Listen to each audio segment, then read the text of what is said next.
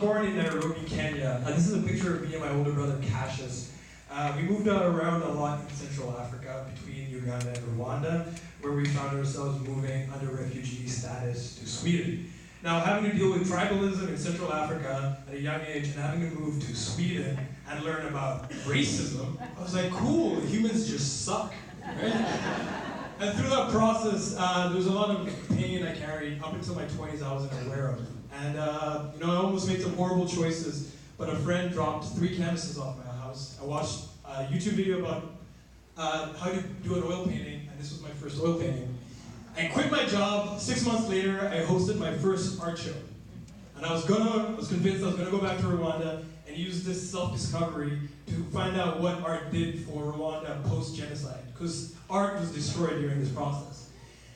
And through this self-discovery of art, it evolved from wanting to do a documentary about art in Rwanda to Woodstock in Africa, right?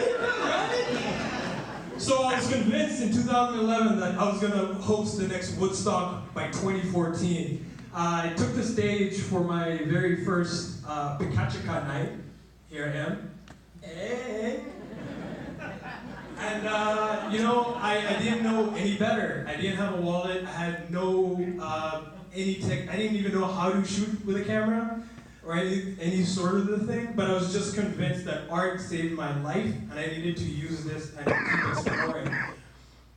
Thank you, Amanda, because this is the basement of the event center. Now, while I was going through this self-discovery as an artist, we were making T-shirts with the idea of apparel with a purpose. We're gonna sell some tees. We're going to take everybody, we're going back to Africa, and we're going to boogie, right? So while this is all going, I still felt like we weren't doing enough. We were hosting fashion shows. I was doing everything I could to reach out. And it's amazing. Innovation is the mother of necessity. I love that quote. And during this process of making T-shirts and trying to sell them, I realized it's not expediting my process. So I was like, I'm going to pull a Forrest Gump and run across Vancouver Island, right? So 630 kilometers I was going to run with a sign on my back saying, running for the next Woodstock, Rwanda 2014, right? So we started our run in St. Joseph's Bay, and thankfully I have friends just as crazy as me. In the first 3 days I managed to cover 140 kilometers. Needless to say, my knees were pretty blown out after this, right? I wanted to do the run in 10 days. Averaging about 53 kilometers a day.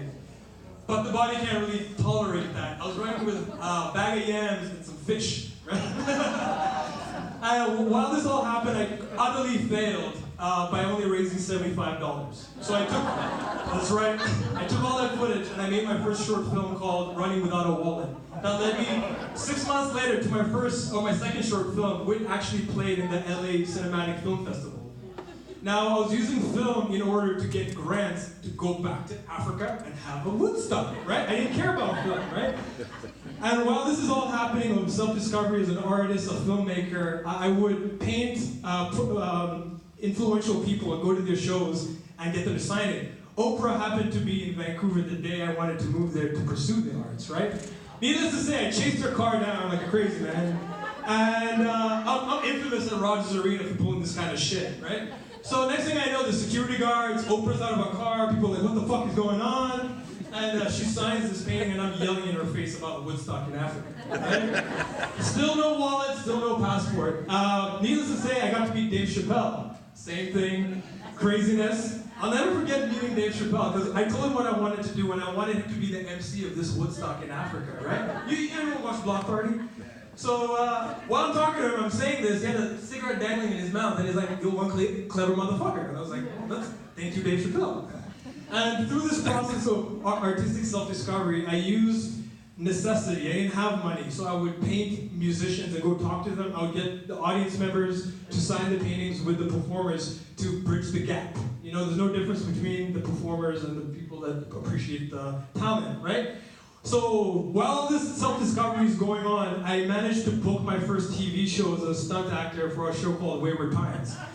I got to be an apparition, I got to chase people around, and during this, I booked my second gig, which was Ronald McDonald, Canada's first black Ronald McDonald, right?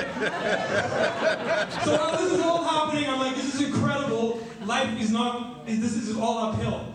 Up until the universe had other plans for me. 27, I found myself assaulted and stabbed 3 times.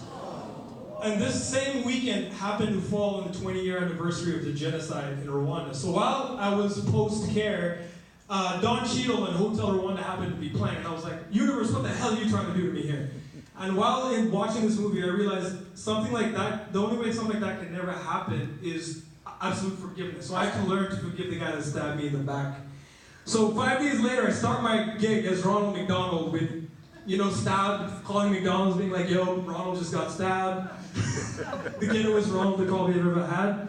But through this self-discovery that started as just an oil painting has brought me through a spectrum of self-discovery and creativity. This is a picture of me and Michael Jai White, a childhood hero who's an amazing martial artist and actor. And I had an opportunity to work with him in Dublin, and that just blew my mind. And I'm here to tell you as entrepreneurs, it's never about what you need to get there. Because I made that problem in my early 20s. It's the idea of who you need to be. And that takes time, patience, and dedication. And that takes decades of work. So be gentle on yourself as an entrepreneur. And that's all I have to say. And the final picture is Mr. Jameson. Now the only reason I'm in Canada is because of this man. And he happened to pass away one of the last times, I got to express my appreciation and love. I got to give him a print of my art. And with everything happening in America, I'm here to share an immigrant story. And I'm here to say we're all just trying to figure this shit out. And thank you for your time. Amanda, thank you for having me.